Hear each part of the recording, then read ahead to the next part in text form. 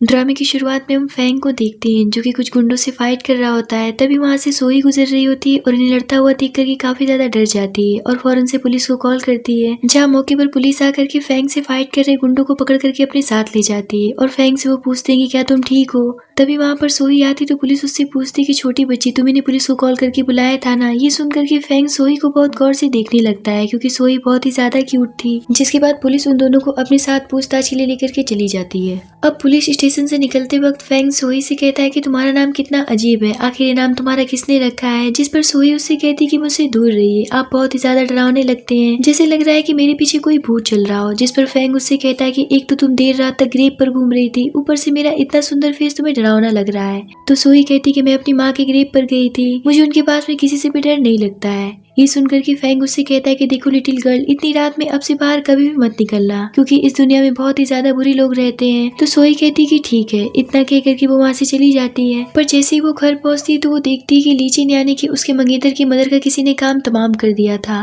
और यहाँ पर लीचेन के फादर उससे कहने लग जाते हैं कि मेरी वाइफ तुम्हें ढूंढने के लिए निकली थी क्योंकि उन्हें तुम्हारी बहुत ही ज्यादा चिंता हो रही थी। और इसी बीच में उन्हें कुछ लुटेरे घेर करके उनसे सारा सामान छीन करके उनका काम तमाम कर दिए। लीचेन उससे कहता है कि अब तुम्हें भी मर जाना चाहिए। ये सब देख करके और सुन करके सोई को बहुत ही बड़ा सदमा लगता है। अब हमें यहाँ से कुछ साल के बाद का समय दिखाया जाता है जहाँ फैंग के पास में उसके आदमी का मैसेज आता है कि हमें पता चला है कि सोई को लीचेन ने एक पार्टी में इनवाइट किया है, क्या हम उसका पीछा करें। तो फैंग लिखता है कि नहीं, मैं देख लूंगा। यहाँ पर उसका दोस्त यूजू उससे कहता है कि तुमने सोई के मंगेतर का इन्विटेशन क्यों एक्सेप्ट किया जबकि उसने तुम्हें नाराज कर दिया है और तुमने अभी तक उसकी सॉरी भी एक्सेप्ट नहीं की है। तुम वहाँ पर सिर्फ सोई को देखने के लिए जा रहे हो ना। तभी फैंग को सोई दिखती है और वो उससे कार रोकने के लिए कहता है, जिस पर यूजू उससे कहता है कि बस बहुत हुआ, पिछले 10 सालों से तुम उस छोटी लड़की के प्यार में पागल हुए जा रहे हो। आखिर तुम उसके सामने अपनी फीलिंग को कन्फेस क्यों नहीं कर रहे हो? क्या तुमने अपने आप को कभी देखा है कि तुम कैसे होते जा रहे हो? तो फैंग कहता है कि बकवास बंद करो। इतना कह करके वो कार से उतर करके सोई के पीछे चला जाता है, जहाँ अब हम लीचेन और उसकी गर्लफ्रेंड को अंदर क्लब में देखते हैं और उसका फ्रेंड उससे कह रहा होता है कि अगर तुम सोई से प्यार नहीं करते तो फिर उससे शादी क्यों करना चाहते हो। तो लीचेन कहता है कि मैं सिर्फ अपनी मदर की आखिरी विश पूरी करने के लिए उससे शादी कर रहा हूँ, वरना मैं उसे देखना तक नहीं चाहता हूँ। और उसकी सारी बातें सोई बाहर खड़ी सुन रही होती है, पर फिर भी वो अंदर जाकर के लीचेन से कहती कि माफ करना, मुझे तुम्हारी जैकेट लाने में देर हो गई। जिस पर लीचेन उससे कहता है कि तुम्हें क्या लगता है कि मैं तुम्हारी जैसी लड़की का इंतजार करूंगा। ये सुनकर के सभी सोई के ऊपर हंसने लग जाते हैं, पर सोई बेचारी अपने दिल पर पत्थर रख करके ये सब सुन रही होती है। इतना कम नहीं था कि जेनी उससे कहती कि मैंने तुम्हें मैसेज करके जल्दी आने के लिए कहा था, पर मुझे अंदाजा नहीं था कि लीचेन के एक मैसेज पर तुम कुत्तों की तरह भागती हुई इतनी जल्दी चली आओगी। तभी वहाँ पर फैंग आता है, जिसे देख करके लीचेन सही सभी खड़े हो जाते हैं, जहाँ फैंग लीचेन को बहुत बुरी तरीके से इग्नोर करके सोई के पास जाकर के उसके हाथ से वो जैकेट लेकर के नीचे फेंक देता है और कहता है कि किसकी इतनी हिम्मत हो गई जो कि अभी तक मेरी छोटी सी सोई को बैठने के लिए नहीं कहा। इतना कह करके वो उसे बहुत प्यार से बिठाता है और उसे ऐसा करता हुआ देख करके लोग आपस में बातें करने लगते कि आखिर शहर का इतना डेंजरस पर्सन का सोई के साथ में क्या रिश्ता है। तभी उनमें से एक आदमी फैंग से पूछता है कि मिस्टर फैंग, आपने जो कोट पहना है वो तो बिल्कुल न्यू एडिशन लग रहा है, लगता है कि इसका प्राइस लाखों में होगा। तो फैंग कहता है कि नहीं, मैंने इसे ठेले से खरीदा है। ये सुनकर के सोई हंसने लगती है और वहाँ से उठ करके जाने लगती है। तो फैंग उससे कहता है कि कहाँ जा रही हो, मेरे पास बैठो, हम साथ में एक फोटो लेते हैं। और ये सब देख करके जेनी सोचती कि इतना रिच और पावरफुल पर्सन भला ऐसी छोटी सी लड़की को इतना इंपॉर्टेंस क्यों दे रहा है। यहाँ पर फैंग को देख करके हमें साफ पता चल रहा होता है कि पब्लिक में उसकी इमेज कैसी है। जहाँ फैंग लीचेन से कहता है कि तुम मुझसे क्या चाहते हो, तो लीचेन कहता है कि भला मैं आपसे क्या चाहूंगा, पर मुझे ऐसा लगता है कि सोई के लिए आपके पास में बहुत कुछ है। तो फैंग उससे कहता है कि जहाँ तक मुझे याद है कि सोई तुम्हारी मंगेतर है, फिर तुम इस दूसरी लड़की के साथ में क्या कर रहे हो, क्या तुम उसे चीट कर रहे हो। तो लीचेन कहता है कि लगता है कि आपको कोई गलत फहमी हुई है, अभी तक सोई की और मेरी सगाई नहीं हुई है। और यहाँ पर बिगड़ती हुई सिचुएशन देख करके जेनी फैंग को ड्रिंक ऑफर करने लगती है और वो फैंग से कहती कि प्लीज मुझे माफ कर दीजिए, मैं आज के बाद में लीचेन के साथ में आपको कभी भी नजर नहीं आऊंगी। तो फैंग उससे कहता है कि वो सब तो ठीक है, लेकिन अभी अभी जो तुमने सोई के साथ में गंदा बिहेव किया है उसके लिए तुम्हें उसे सॉरी कहना पड़ेगा। उसकी बातें सुनकर के जेनी कोई भी रिस्पॉन्स नहीं करती है, जिस पर फैंग उससे कहता है कि मेरा समय बहुत कीमती है, तुम्हारे फादर की इतनी औकात नहीं कि वो मेरे 1 मिनट की भी भरपाई कर पाए। उसकी बातें सुनकर के वहाँ पर मौजूद लोग जेनी से कहते कि जितनी जल्दी हो सके सोई से माफी मांग लो, वरना फैंग तुम्हारी फैमिली के साथ में क्या करेगा इस बात का तुम्हें भी अंदाजा नहीं है। और ये बात जेनी भी अच्छी तरीके से जानती थी, इसीलिए वो फौरन से सोई से माफी मांग लेती है। तो फैंग सोई से पूछता है कि क्या तुम उसे माफ करना चाहती हो। तो सोई उससे कहती कि अगर आप मेरी जगह रहती तो क्या करते। तो फैंग कहता है कि मेरे पास में माफी जैसी कोई भी चीज एग्जिस्ट नहीं करती है। ये सुन करके सोई सबसे कहती कि आप लोगों ने सुना ना कि फैंग ने क्या कहा, इसीलिए मैं इस औरत को माफ नहीं कर सकती हूँ। इतना कहकर के वो वहाँ से चली जाती है और फैंग भी उसके साथ चला जाता है। सोही जैसे ही बाहर निकलती तो यूसुफ भागता हुआ आता है और सोही से पूछता है कि सिस्टर क्या हुआ, तुम्हें किसी ने धमकाया है क्योंकि तुम्हारी आंखें लाल लग रही हैं। तो सोही उसे कहती है कि ऐसी कोई भी बात नहीं है। इतना कह करके वो वहाँ से जाने लगती है, जिस पर फेंग यूसुफ को बहुत ध्यान से देख रहा होता है। तो यूसुफ समझ जाता है कि फेंग उससे क्या चाहता है, इसीलिए वो फौरन से अपना जैकेट उतार करके उसे दे देता है और फेंग उसे अपना जैकेट दे देता है, जिसे लेकर के वो भागता हुआ सोही के पास जाता है और वो उसे कहता है कि सिस्टर ये जैकेट पहन लो, बाहर बहुत ही ज्यादा ठंड है। तो सोही उसे धन्यवाद करती है और कहती है कि मैं जल्दी से धो करके आपको दे दूंगी। और ये सारा चीज फेंग दूर खड़ा हुआ देख रहा होता है। अब फेंग अपने फ्रेंड के साथ में घर जाने लगता है, जहाँ उसका दोस्त उससे कहता है कि मैं तो परेशान हो गया था, तुम अचानक से कार से उतर करके सोही के पीछे चले गए। मैं जानता हूँ कि तुम इस बात से डरे हुए थे कि कहीं उसे अंदर बुली न किया जा रहा हो और अभी तुम्हें उसकी इतनी चिंता थी कि उसे ठंड लग जाएगी। तो फेंग उससे कहता है कि मैं बस इस बात से डरता हूँ कि वो बहुत ही ज्यादा भोली भाली और प्यारी सी लड़की है, उसे इस दुनिया की सच्चाई का पता नहीं चल पा रहा है, आखिर उसके पास में बुद्धि कब आएगा। तो यूसुफ कहता है कि उसे तो इस बात की चिंता करने की जरूरत है ही नहीं, क्योंकि शहर का सबसे रिच और पावरफुल पर्सन उसके ऊपर फिदा है। पर उसे तो इस बात की खबर है ही नहीं कि तुम उससे कितना प्यार करते हो, क्योंकि तुम इतने डरपोक हो कि उसके सामने अपनी फीलिंग बयां कर ही नहीं पा रहे हो। इधर सोही अपने घर जाकर के अपने फादर से कहती कि मैं लीचन से शादी नहीं करना चाहती हूँ, जिस पर उसके फादर कहते कि तुम क्या कह रही हो, तुम्हें पता है ना कि उसकी मदर तुम्हारी वजह से मरी थी, अब तुम उससे शादी करने से पीछे नहीं हट सकती हो। ये सुनकर के सोही सोचती है कि उसके फादर सही कह रहे हैं, आखिर उसकी मदर मेरी वजह से मरी थी और मैं उसकी रीढ़ी हूँ। यही सोच करके वो चुप हो जाती है और अपने फादर से कुछ भी नहीं कह पाती है। अगले दिन फेंग सोही के कैफे जाता है और उससे एक कॉफी लेता है, जहाँ सोही अपने फ्रेंड को बताती है कि जो तुम लीचन के लिए केक बना रही हो उसमें बहुत सारे मैंगोज डालना, क्योंकि उसे मैंगोज बहुत पसंद है। जिसके बाद वो फेंग को बहुत सारी कुकीज देती है और कहती है कि कल के लिए भाई आपको बहुत बहुत धन्यवाद। तो फेंग उससे कहता है कि मैंने तुम्हें कितनी बार कहा है कि मुझे भाई मत कहा करो। तो सोही उससे कहती कि अच्छा मुझे माफ कर दीजिए, आप मुझे अपना नंबर दे दीजिए, मैं आपको खाने पर इनवाइट करना चाहती हूँ, आप मुझे बता देना कि आपको क्या पसंद है। तो फेंग उसे अपना नंबर दे देता है और वो वहाँ से एक प्लेट उठा करके लेकर के चला जाता है। तभी वहाँ पर सोही की फ्रेंड आती है और वो उससे पूछती है कि वो लड़का तो बहुत ही ज्यादा हैंडसम लग रहा था, क्या वो तुमसे प्यार करता है। तो सोही कहती है कि तुम कैसी बातें कर रही हो, हमारी दुनिया बिल्कुल अलग है।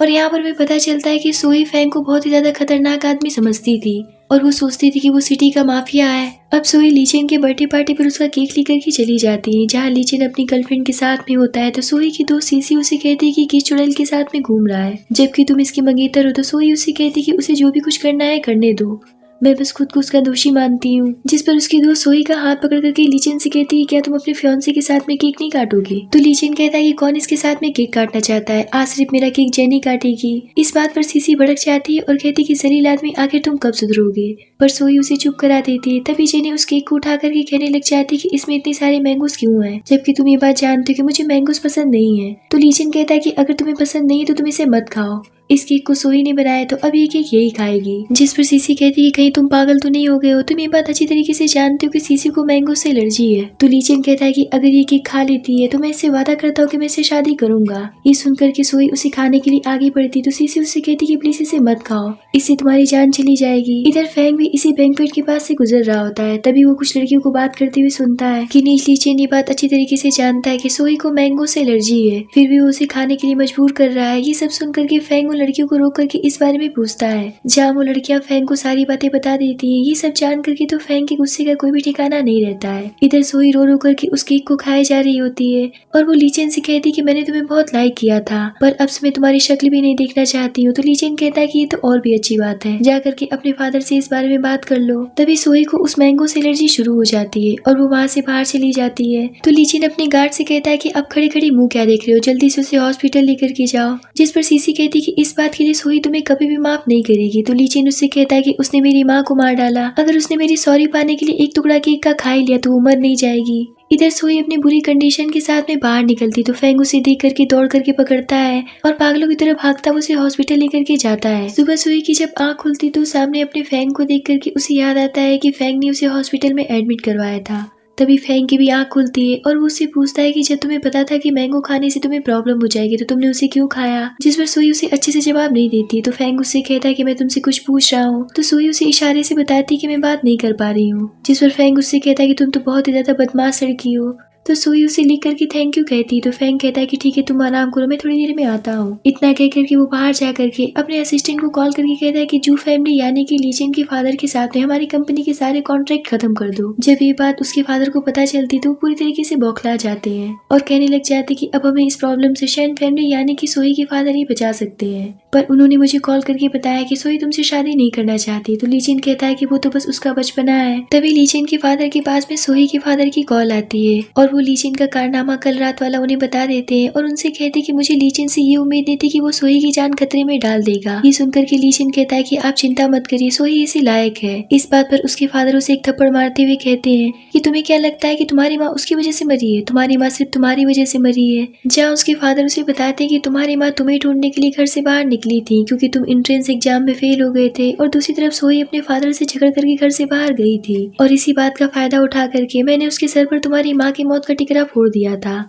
ये सब सुनकर के लीचेन को बहुत ही बड़ा सदमा लगता है और वो रोते हुए ये कहने लग जाता है कि इसका मतलब मेरी माँ मेरी वजह से मर गई। जिस पर उसके फादर कहते कि देखो ये इल्जाम मैंने पहले ही सोई पर डाल दिया है, अब तुम भी अपनी जिंदगी में आगे बढ़ो और उसके साथ में अच्छा व्यवहार करना शुरू कर दो। यहाँ पर लीचेन उसके साथ में बिताए गए स्कूल टाइम के प्यार भरे लम्हों को याद करने लगता है जब वो दोनों एक दूसरे को बहुत ही ज्यादा लाइक करते थे और सोई हमेशा ही लीचेन से कहती थी कि मैं तुम्हें बहुत पसंद करती हूँ। पर आज वो दिन था जब सोई ने उससे कहा कि मैं तुम्हारी शक्ल तक नहीं देखना चाहती हूँ। अब लीचेन उसे सारी सच्चाई बताने जा ही रहा होता है तो उसके फादर उसे रोकते हुए कहते कि तुम्हें क्या लगता है कि सारी सच्चाई जानने के बाद में वो तुम्हें माफ कर देगी? ये मत भूलो कि वो तुम्हारे प्रति खुद को दोषी मानती है, तभी वो तुम्हारे साथ में है और वो तुम्हें कभी भी छोड़ करके नहीं जाएगी। ये सुनकर के लीचेन पीछे हट जाता है क्योंकि वो बचपन से ही सोई से बहुत ही ज्यादा प्यार करता था। दूसरी तरफ सोई अपने मदर की ग्रेव पर जाकर के उनसे कहती कि माँ लीचेन मुझे पसंद नहीं करता है, वो तो किसी और को पसंद करता है। वहीं फैंग भी खड़ा होकर के उसका दुख देख रहा होता है। वो कहती कि मैं लीचेन से जबरदस्ती कैसे शादी कर लूं? अगर मुझे पता होता कि उसकी माँ मेरे घर से बाहर जाने की वजह से मर जाएंगी तो मैं कभी भी नहीं चाहती। इतना कह करके वो बहुत ही ज्यादा रोने लगती है। तभी वो अपने पीछे फैंग को देखती है और वो उससे पूछती कि आप यहाँ पर क्या कर रहे हैं? तो फैंग उससे कहता है कि मैं तो बस यहाँ पर घूमने आया था।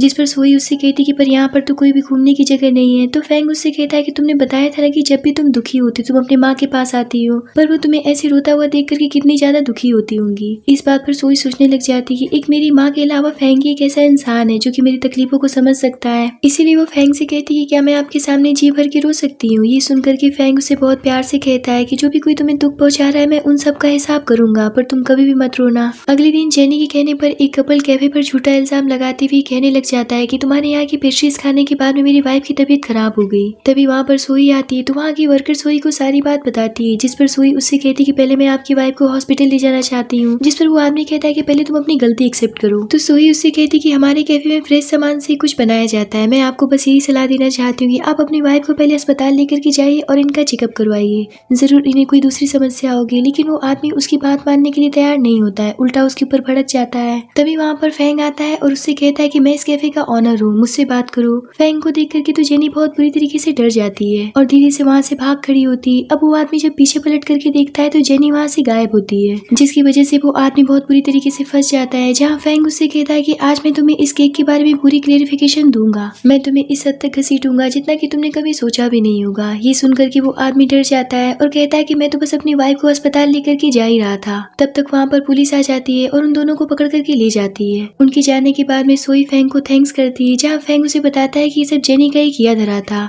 मैंने उसे भी अरेस्ट करवा लिया है। पर मुझे एक बात समझ में नहीं आ रही कि आखिर तुम चीजों को समझना कब शुरू करोगी? तो सोई कहती कि मैं कर भी क्या सकती हूँ, लीचेन हमेशा से ही जेनी को प्रोटेक्ट करता आ रहा है। जिस पर फैंग कहता है कि और मैं तुम्हें प्रोटेक्ट करता रहूंगा। ये सुनकर के वो उसकी कई बात को याद करने लगती है, जब अभी भी कुछ देर पहले फैंग ने उसे सबके सामने अपनी वाइफ बताया था, और यही सोच करके वो शर्मा जाती है। पर फैंग सोचता है कि कहीं मैंने इसे डरा तो नहीं दिया है, इसीलिए वो उसे सॉरी कहने लगता है। तो सोई कहती कि जब आपने कुछ गलत किया ही नहीं तो आप मुझे सॉरी क्यों कह रहे हैं? तो फैंग उससे कहता है कि देखो मैंने बस तुम्हें वाइफ इसलिए कहा था। इतनी पर तो वो फैंग का मुंह बंद कर देती है। इधर फैंग की कैफे वाली वीडियो लीचेन तक पहुंच जाती है और वो कहता है कि सोई तुम्हारी वाइफ कब से बन गई, अब देखो मैं क्या करता हूँ। इतना कह करके वो सोई के फादर को कॉल करके उनसे कहता है कि मैं जल्दी सोई से शादी करना चाहता हूँ, इसीलिए आप एक डेट फिक्स करके हमारी शादी करा दीजिए। तो उसके फादर कहते हैं कि ठीक है। दूसरी तरफ फैंग और सोई दोनों ही उस बात को लेकर के काफी शर्माए जा रहे थे।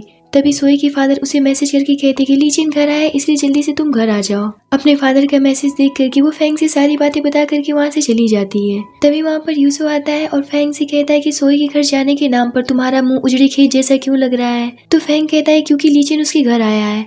ये सुनकर के यूजू उससे कहता है कि इसका मतलब तुम्हें जलन फील हो रहा है। तो फैंग कहता है कि भला मैं क्यों जलने लग गया, मुझे कोई भी फर्क नहीं पड़ता है। इतना कह करके वो वहाँ से चला जाता है। यूजू कहता है कि ये बात तो मैं पिछले 10 साल से सुन रहा हूँ कि तुम्हें कोई फर्क नहीं पड़ता है। इधर सोई जब घर पहुंचती तो लीचेन उससे कल रात वाली बात के लिए माफी मांगते हुए उसे एक रिंग देता है। तो सोई उससे कहती कि मैं इतना महंगा रिंग नहीं ले सकती हूँ। जिस पर उसके फादर कहते कि जब लीचेन तुमसे माफी मांग रहा है तो तुम इतना पत्थर दिल नहीं हो सकती हो। मैं अगले महीने तुम दोनों की शादी करवा रहा हूँ। जिस पर लीचेन कहता है क्योंकि ये मेरी माँ की आखिरी इच्छा थी और अब तुम्हें मुझसे शादी करनी पड़ेगी। पर सोई उससे शादी करने के लिए साफ इनकार कर देती है और कहती कि भले आप इसकी माँ के बदले मेरी जान क्यों न ले लें, पर मैं इससे शादी नहीं करूंगी। दूसरी तरफ फैंग अपने दोस्त से लीचेन की मदर की उस रात वाली दुर्घटना के बारे में पूरी जांच करने के लिए कहता है। तो यूजू उससे पूछता है कि क्या तुम्हें इस बात पर शक है। तो फैंग कहता है कि लीचेन के इस एक इल्जाम की वजह से सोई हर समय अपनी जिंदगी गिल्ट में बिता रही है और मुझसे ये सब दिखा नहीं जा रहा है। तभी यूजू के पास में एक मैसेज आता है और वो फैंग से बताता है कि सोई ने बाहर में कुछ ज्यादा ही ड्रिंक कर लिया है। ये सुनकर के फैंग परेशान हो जाता है। दूसरी तरफ सोई नशे में धुत लीचेन की कई बातों को सोच रही होती है कि उसने उससे कहा था कि ये मत भूलना कि तुम्हारी वजह से मेरी माँ मरी थी, इसीलिए तुम इस शादी से इनकार नहीं कर सकती हो। अभी वो ये सब सोच ही रही होती है तभी वहाँ पर फैंग आ जाता है, जिसे देख करके सोई कहती कि आप बहुत ही ज्यादा हैंडसम लग रहे हैं। तो फैंग उससे पूछता है कि क्या लीचेन ने तुम्हें फिर से धमकाया है। तो सोई कहती कि हाँ, उसने मुझे फिर से धमकाया है।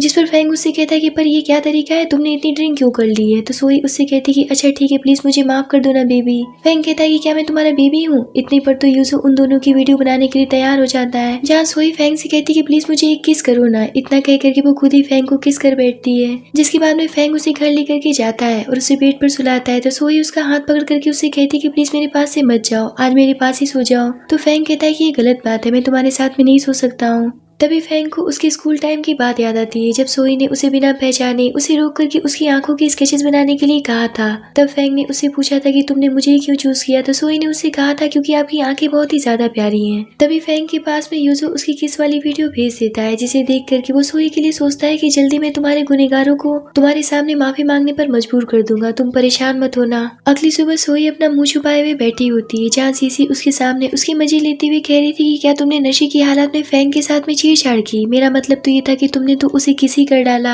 इस पर सोई अपना पूरा मुंह छुपाते हुए कहती कि चुप हो जाओ, अब तो सब खत्म हो गया। इतना कम नहीं था कि फैंग भी उसे किस वाली वीडियो भेज देता है, जिसे देख करके वो काफी शर्मिंदगी से फैंग को ब्लॉक कर देती है। फैंग सोचता है कि आखिर इस लड़की ने मुझे ब्लॉक क्यों किया। तभी सीसी उससे कहती कि तुम फैंग से शादी कर लो, तभी तुम्हें उस लीचेन से छुटकारा मिल पाएगा। तो सोई कहती कि ऐसा नहीं हो सकता है, वो मुझसे बड़े हैं। जिस पर सीसी उससे पूछती कि क्या वो तुम्हें जरा सा भी पसंद नहीं है। तो सोई कहती कि वो मुझे पसंद तो जरूर है, पर वो भला मुझसे शादी क्यों करेंगे। जिस पर सीसी कहती कि लेकिन तुम्हारे अलावा मुझे तो कोई उनकी जिंदगी में नहीं दिखता है। तभी सोई के पास में फैंग के दूसरे नंबर से मैसेज आता है और वो उससे कहता है कि मैं तुम्हारे नीचे खड़े होकर के वेट कर रहा हूँ, जल्दी से नीचे आ जाओ। जिस पर सोई उससे मिलने के लिए चली जाती है, पर इन दोनों को साथ में देख करके तो लीचेन की जेलेसी का कोई भी ठिकाना नहीं रहता है। जिसके बाद फैंग और सोई को हम देखते हैं, जहाँ सोई उसे बहुत ध्यान से देखती हुई कहती कि आप वही है ना जिसकी आंखों की स्केचेस मैंने बनाई थी। तो फैंग सोचता है कि अगर मैंने हाँ कर दिया तो ये सोचेगी कि मैंने इतने सालों से ये बात इससे क्यों छुपाई थी, इसीलिए फैंग उससे कहता है कि मुझे तो कुछ भी याद नहीं आ रहा है। तो सोई उससे कहती कि प्लीज एक बार याद करने की कोशिश करिए ना। जिस पर फैंग उसे अपने करीब खींचते हुए कहता है कि अगर तुम्हें मेरे बारे में इतना ही सब कुछ याद है तो तुम मुझसे दूर क्यों भागती रहती हो। इतना कह करके वो उसे किस करने के लिए आगे बढ़ता है। तो सोई उसे रोकती हुई कहती कि आपको सब कुछ याद था ना। तो फैंग कहता है कि देखो तुमने मुझे खुद से फिर से दूर कर दिया ना। जिस पर सोई उससे कहती कि लीचेन की माँ मेरी वजह से मर गई, क्या आपको नहीं लगता है कि मैं एक मनहूस और गंदी लड़की हूँ। जिस पर फैंग उससे कहता है कि जिंदगी और मौत ऊपर वाले के हाथ में होती है, तुम्हारी इसमें कोई भी गलती नहीं है। ये सुनकर के सोई काफी इमोशनल होकर के उसे हक कर लेती है। जिस पर फैंग उससे कहता है कि तुमने मुझे कल किस भी कर लिया था और आज तुमने हक भी कर लिया। तो सोई हंसती हुई कहती कि क्या आप मुझे डेट करना चाहते हैं। तो फैंग कहता है कि इससे काम नहीं चलेगा, तुम्हें मेरी पूरी जिम्मेदारी उठानी पड़ेगी। जिस पर सोई कहती कि मैं आपको बहुत पसंद करने लगी हूँ। ये सुनकर के फैंग उसे बहुत प्यार से किस करता है। जिसके बाद में हम लीचेन को देखते हैं जो कि फैंग से मिलने के लिए जाता है, जहाँ लीचेन का दोस्त उससे कहता है कि मुझे नहीं लगता है कि वो तुमसे बात करना पसंद करेगा। तो लीचेन कहता है कि वो सब तुम मेरे ऊपर छोड़ दो, पहले तुम सोई को मैसेज करके यहाँ आने के लिए कह दो। तो उसका दोस्त बिल्कुल वैसे ही करता है। जिसके बाद लीचेन अंदर जाकर के फैंग से कहता है कि क्या हम कुछ बात कर सकते हैं। तो फैंग उससे कहता है कि हाँ बिल्कुल। जिस पर लीचेन उससे पूछता है कि आखिर आप सोई के साथ में हर वक्त नजर क्यों आते हैं। तो फैंग कहता है कि फिर तुम क्या चाहते हो। तो लीचेन कहता है कि देखिए सोई एक बहुत ही भोली भाली सी लड़की की है। जिस पर फैंग कहता है कि इसका क्या मतलब है कि तुम उसके भोलेपन का फायदा उठा करके उसके ऊपर अपनी मर्जी चलाओगे।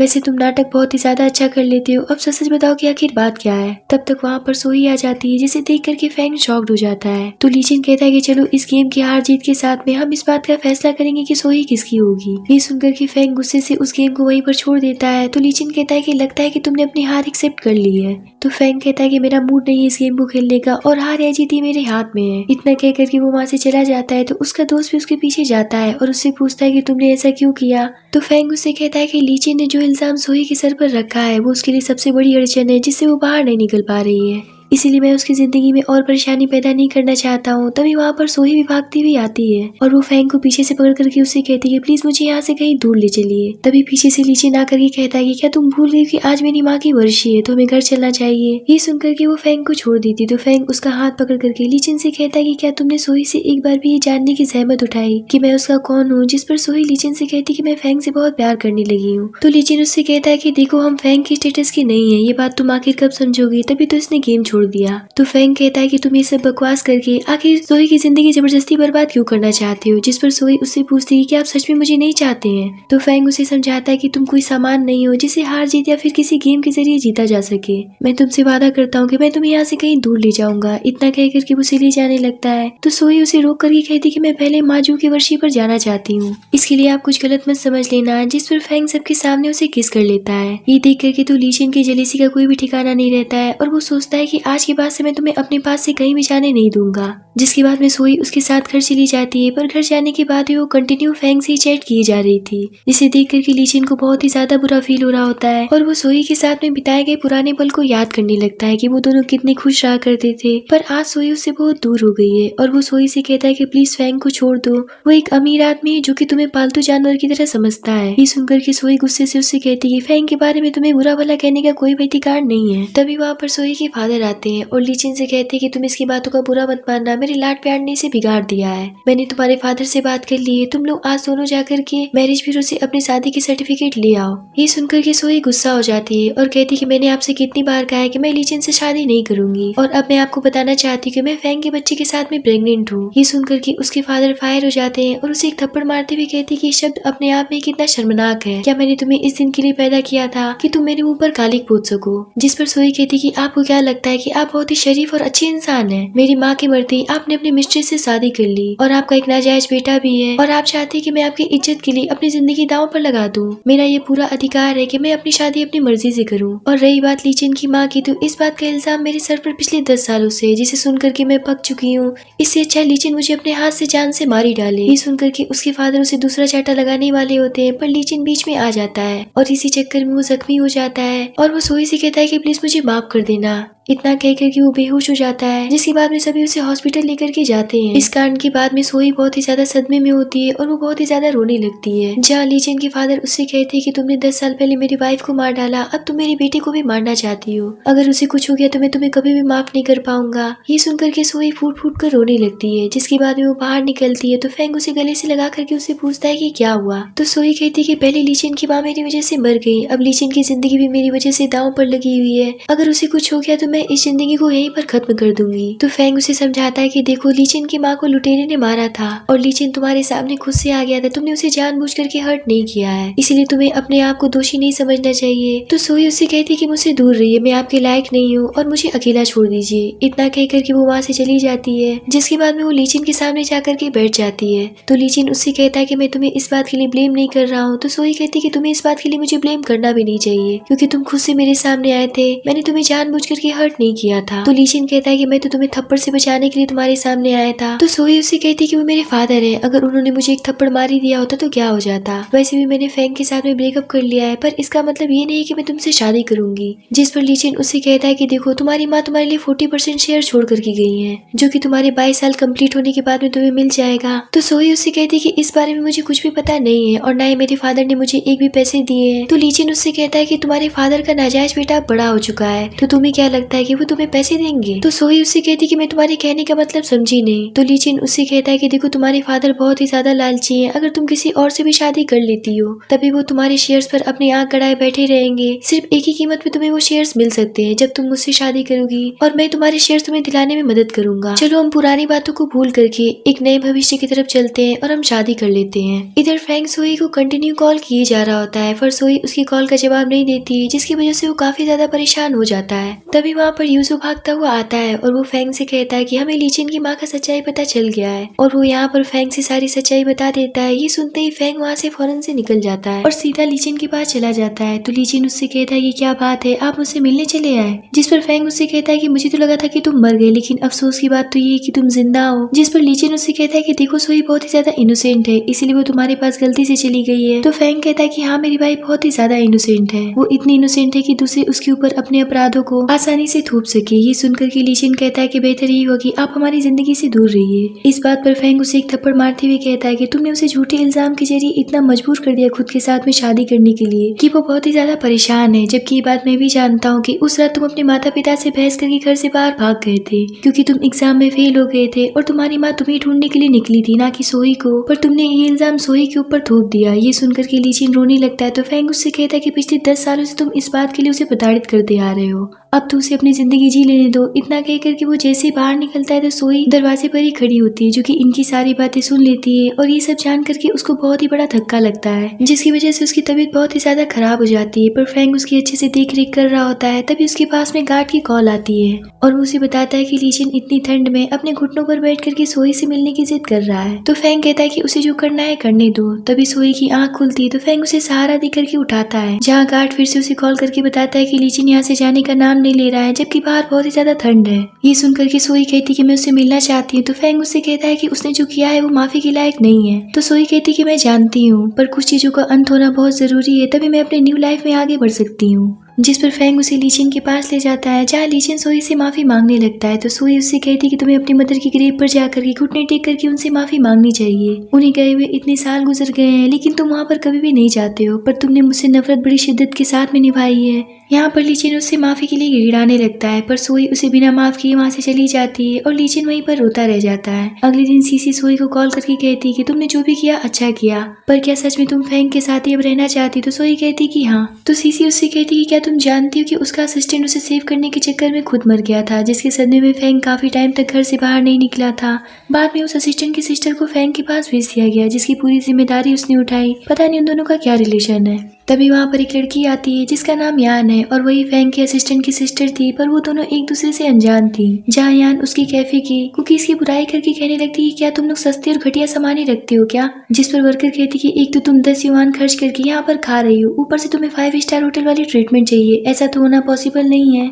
जिस पर वो सोई से कहती कि तुम्हें यहाँ के ऑनर हो ना, क्या तुमने इसे कुछ सिखाया नहीं कि कस्टमर से कैसे बात किया जाता है? इसे फौरन से नौकरी से निकालो क्योंकि इसने मेरी इंसल्ट की है। जिस पर सोई उससे कहती कि ठीक है, मैं इसकी तरफ से तुमसे माफी मांगती हूँ, पर तुम हमारे कैफे में आकर के हमारे सामान को सस्ता और घटिया बोल रही हो, इस बात के लिए तुम्हें भी हमसे माफी मांगनी पड़ेगी। ये सुनकर के यान भड़क जाती है और कहती कि तुम्हें पता भी है कि मैं कौन हूँ, पर उसका ऐसा बिहेवियर देख करके वहाँ पर बैठे लोग यान के ऊपर उल्टा भड़क जाते हैं और उसे डांटने लगते हैं। जिस पर वो सोई से कहती कि देखो मैं अपने भाइयों से तुम्हें सबक सिखवाती हूँ। इतना कह करके वो वहाँ से चली जाती है। तभी सोई के पास में फैंग का मैसेज आता है और वो उससे कहता है कि मैं तुम्हें डिनर पर किसी से मिलवाना चाहता हूँ। इधर यान कैफे वाली सारी बात यूजू को बता रही होती है, दूसरी तरफ फैंग सोई के साथ में चैट पर बिजी होता है, जिसे यान बहुत गौर से देखने लगती है। तो यूजू यान से कहता है कि वो किसी के साथ में प्यार में पड़ गया है। तो यान कहती कि पर ये बात मुझे क्यों नहीं पहले बताई गई? तो यूजू कहता है कि तुम इस बात से इतनी परेशान क्यों हो रही हो? तभी फैंग सोई को लेने के लिए चला जाता है, जहाँ यूजू से बताता है कि वो उस लड़की को पिछले 10 सालों से प्यार करता है। अब जाकर के वो अपना प्यार उसके सामने कन्फेस कर पाया है।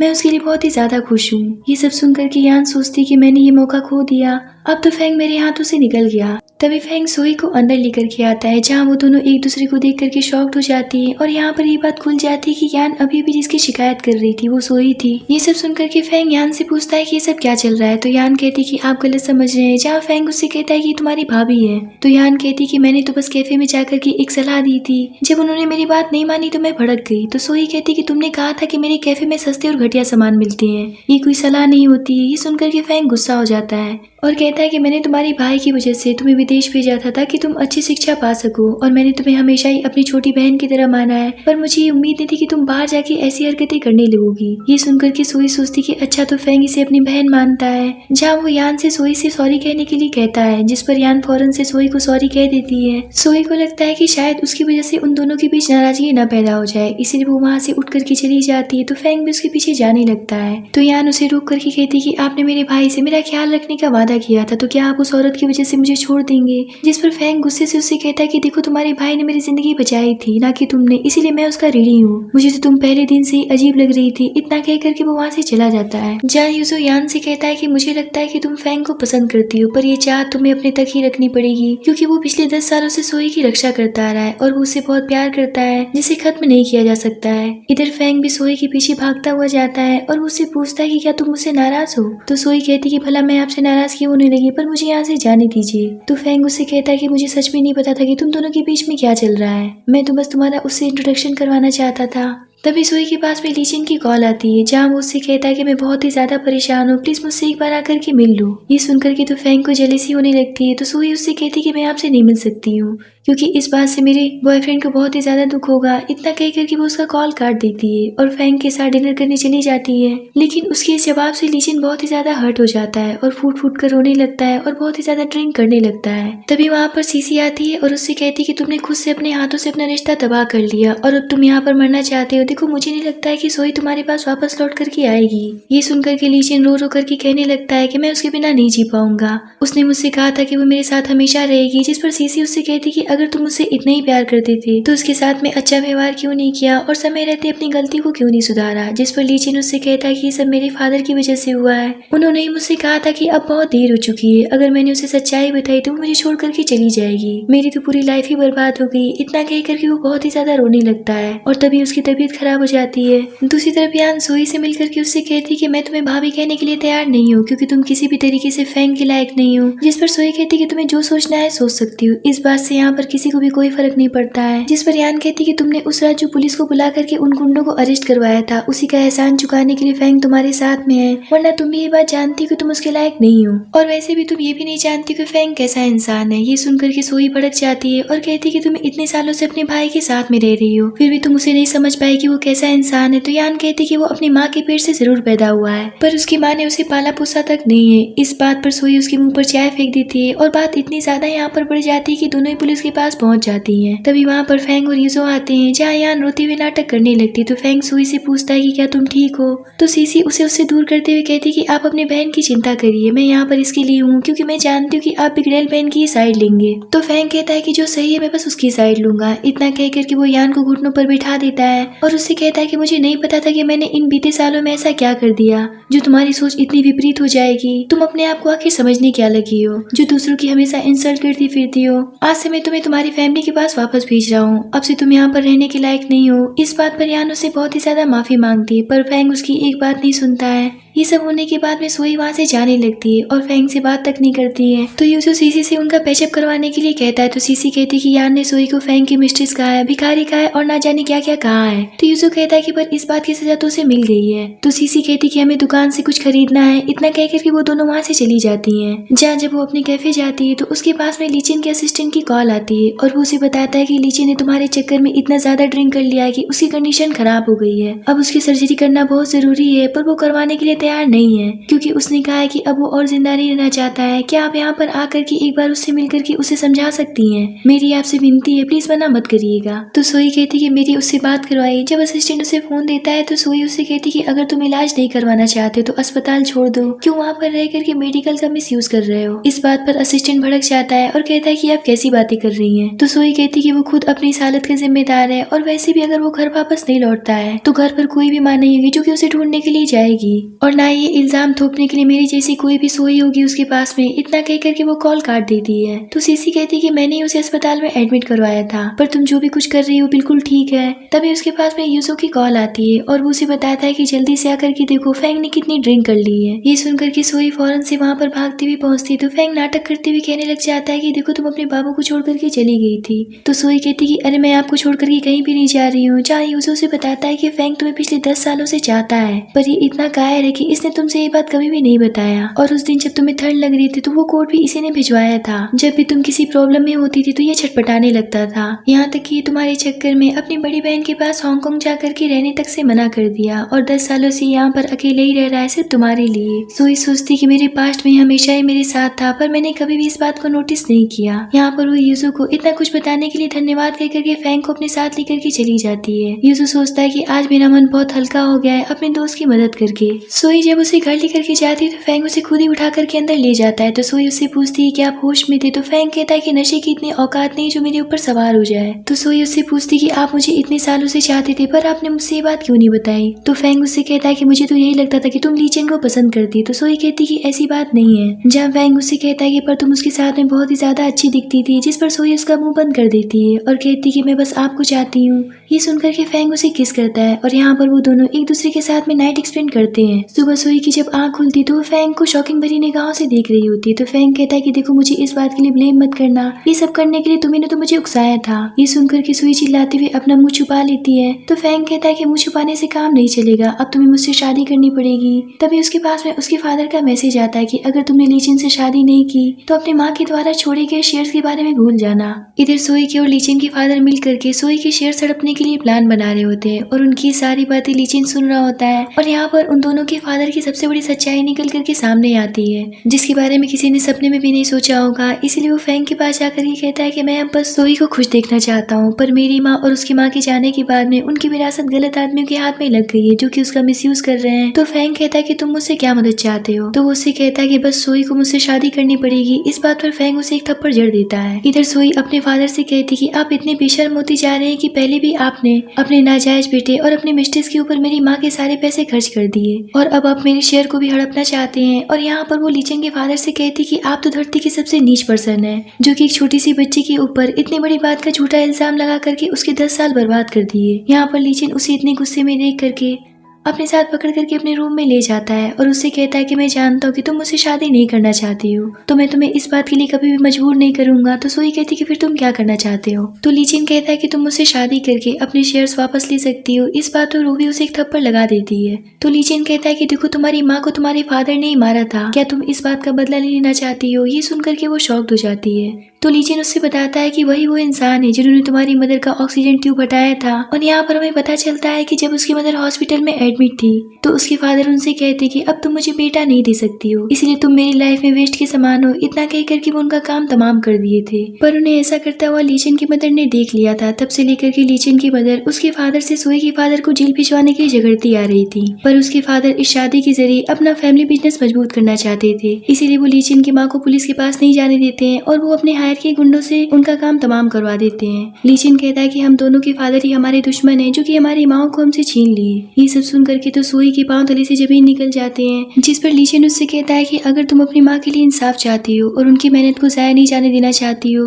तो तुम मुझसे शादी कर लो, ताकि मैं वो शेयर्स तुम्हारे नाम पर ट्रांसफर कर दूं और वो मेरे फादर या तुम्हारे फादर के हाथों ना लगे। तो सोई कहती है पर मैं तुमसे शादी नहीं कर सकती हूँ। इतना कह करके वो वहाँ से जाने लगती है। तो लीचिन कहता है कि मैंने इस बारे में फैंग से बात कर ली है और उसने ऐसा करने के लिए हामी भर दी है। इस बात पर सोई भड़क जाती है और कहती है कि तुमने इस मामले में आखिर फैंग को क्यों घसीटा। यहाँ पर हमें एक फ्लैशबैक के जरिए पता चलता है कि लीचिन फैंग को अपनी मेडिकल रिपोर्ट दिखाता है, जिसमें लिखा था कि उसके पास में ज्यादा वक्त नहीं बचा है, वो 1 महीने से ज्यादा दिन तक जिंदा नहीं रह पाएगा। तो फैंग कहता है कि मैं इस रिपोर्ट का क्या करूँ। तो लीचिन उससे कहता है कि बस मेरी आखिरी इच्छा यही है कि मैं सोई के गुनहगारों को उनकी सजा दिला करके उसके शेयर्स उसे वापस दिला सकूं, ताकि मैं अपने किए की प्रायश्चित कर सकूं। तो फैंग कहता है कि पर वो ऐसा करने के लिए तैयार नहीं होगी, और वैसे भी मैं तुम्हारी बातों पर यकीन क्यों करूं। तो लीचिन कहता है कि शायद मैंने सोई के साथ में बहुत बुरा बर्ताव किया है, तभी गॉड मुझे उससे बहुत दूर ले जाना चाहते हैं। अब इससे बड़ी सजा मेरे लिए और क्या हो सकती है। यहाँ पर वो फैंग से रिक्वेस्ट करते हुए कहता है कि देखो, सोई के और मेरे फादर ने हमारी मदर्स को मार डाला है, जिसका सबूत मुझे मिल गया है। अब तुम ही एक वैसे इंसान हो जो कि इस मामले में मदद करके उन अपराधियों को सजा दिलवा सकते हो।